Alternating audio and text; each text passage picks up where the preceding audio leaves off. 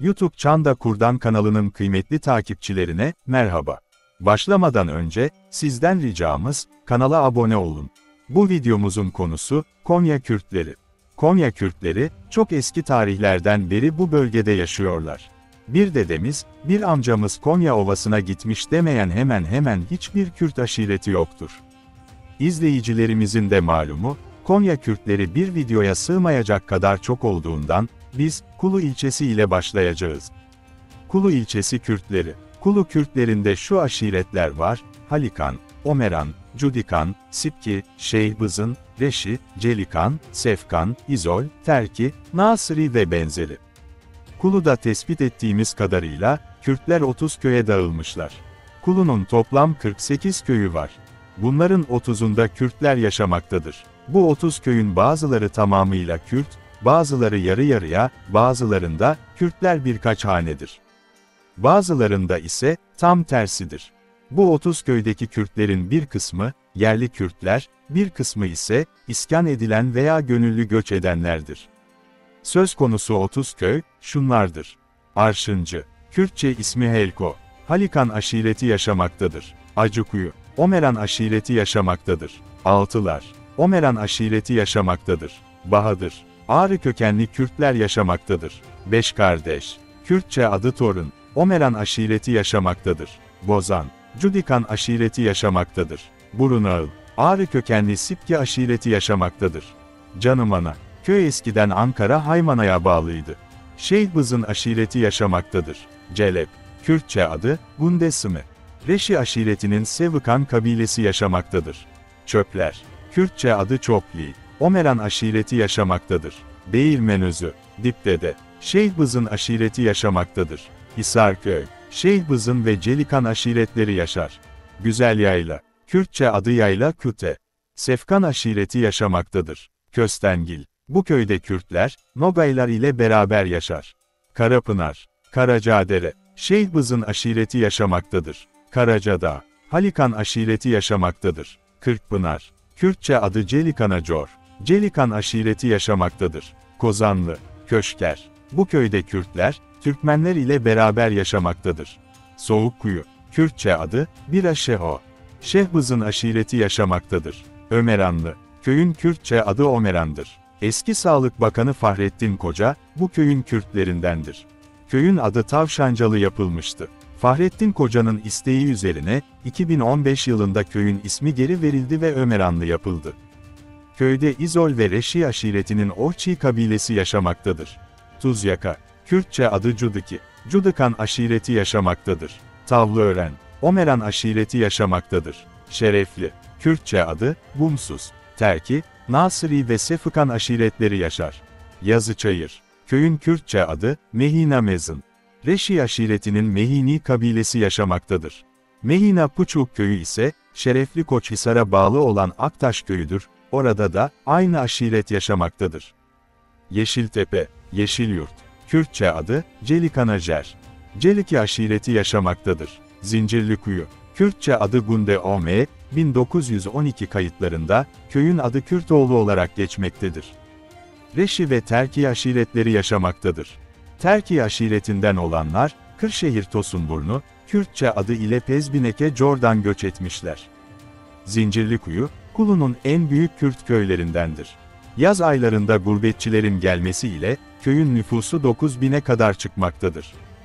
Rudav TV'nin 2022 yılındaki bir haberine göre, İsveç'te 50.000 Kulu nüfusuna kayıtlı Kürt yaşamaktadır.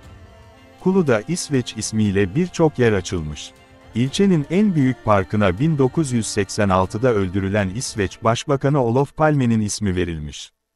İlçe, İsveç hükümeti için de özel bir öneme sahip. 2009 yılında Türkiye'yi ziyaret eden dönemin İsveç Başbakanı Fredrik Reinfeldt Ankara'dan önce Kulu'yu ziyaret etmişti.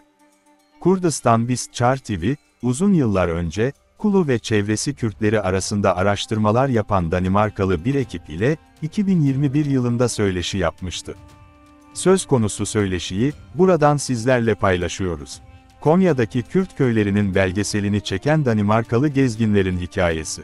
Bundan 35 yıl önce Konya'nın Kulu ilçesine bağlı Kürt köylerinde günlük yaşama dair belgesel ve fotoğraf çeken Danimarkalı araştırmacı, belgeselciler, amaçlarının iki kültür arasında yetişen çocukların hikayelerine odaklanmak olduğunu söylüyor.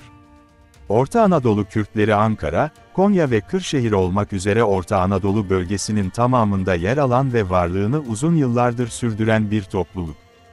Araştırmalara göre sadece Ankara, Konya ve Kırşehir'de Kürtlerin bölgedeki nüfusu 300 bin olarak hesaplanıyor. Buna Aksaray, Çorum, Çankırı ve Yozgat gibi iller eklendiğinde ve bölgedeki dağılımlarına bakıldığında bu sayının 1 milyon olduğu tahmin ediliyor. Kimi araştırmacıya göre bölgede 1184'te Kürtlerin izine rastlanılıyor, kimine göre zorunlu göç politikası 1. Selim döneminde oluyor, kimine göre ise bu göç hareketi Osmanlı Devleti'nin zayıfladığı dönemde gerçekleşiyor. Göçebe Kürt aşiretlerinin yerleşik hale getirilmesi, vergiye bağlanması, aşiretlerin göç yollarında birbirine kırdırılması, Kürt gençlerinin askere gönderilmesi ve asimilasyonun hızlandırılması, başlıca sürgün nedenlerinden kabul ediliyor. Orta Anadolu Kürtleri ile ilgili yapılan ilk çalışmalar yabancı araştırmacılara ait. 19. yüzyılda Orta Anadolu'da çeşitli incelemelerde bulunan ve bunları yazılı hale getiren yabancı araştırmacılar, bugün birçok araştırmacıya ışık tutuyor. Bu araştırmacıların arasında V.F. Ainsworth, Helmut von Moltke, V.C. Hamilton, P.V. Chihachev, Georges Perret, Whittle Kainet, V.M. Ramsay, Frederick Serre, P.H. Massey, Mark Sykes, Hermann Wenzel, Wolf-Dieter Hütterot, F. Loewe ve Ruben, Wolfram Eberhard, Jan H. Jarno, Ingrid Lundberg yer almaktadır. Bu çalışmaların ilki Hamilton ve Ainsworth'a ait. Bunlara örnek verilirse Hermann Wenzel, Kürtlerin Tuz Gölü civarında tuz ticareti yaptığını, Ankara keçisinin asıl yetiştiricilerinin Kürtler olduğunu aktarıyor. Wenzel'e göre bu hayvanı yetiştirme sanatını en iyi bilen Kürtlerdi. Araştırmacıların ilgisini ciddi olarak Anadolu Kürtleri konusuna çeken ilk kişi ise Fransız arkeolog Georges Perrot'tur. Perrot'un 1865'te kaleme aldığı, Haymana Kürtleri, yani Les Kurdes de l'Aymane adlı incelemesi, şimdiye kadar yöre Kürtleri ile ilgili yapılmış olan uzun incelemelerin ilki olarak biliniyor. Perrot, Haymana'da yaşayan Kürtlerin Kürtçe dışında başka hiçbir dil bilmediğini ve Kürtlerle Türkler arasında köken ve kültürel bağlamda hiçbir ilişkinin olmadığını aktarıyor. İki Danimarkalı belgeselcinin, Kürt köyü izlenimleri.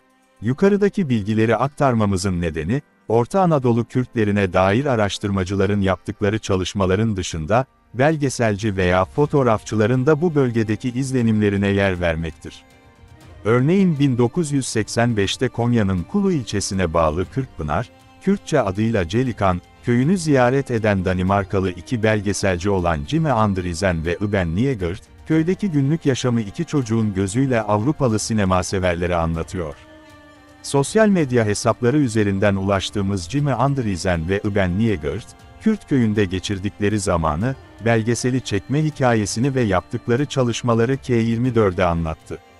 İki belgeselci, 1970'lerin sonlarında ve 1980'lerin başlarında Pakistan, Türkiye ve eski Yugoslavya'dan çok sayıda erkek göçmenin Danimarka'nın yanı sıra Batı Avrupa'ya yerleşme öyküsünü ele alan, İki Dünya Arasında Çocuk, yani Barn af to Verdener, adlı bir çalışmaya imza atıyor. Danimarkalı belgeselciler, ilk başta Avrupa'ya yerleşen erkek göçmenlerin ülkelerine dönmek istediğini fakat değişen şartlar nedeniyle birçoğunun geri dönmeyi ertelediğini ve zamanla ailelerini de yanlarına aldırdığını söylüyor.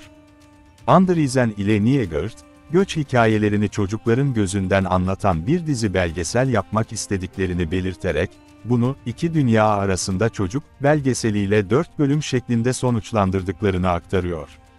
İlk bölümde Kürt ve Pakistanlı çocukların gözünden ailelerin hayatını anlatmak istediklerini söyleyen Danimarkalı belgeselciler, bunu şöyle açıklıyor.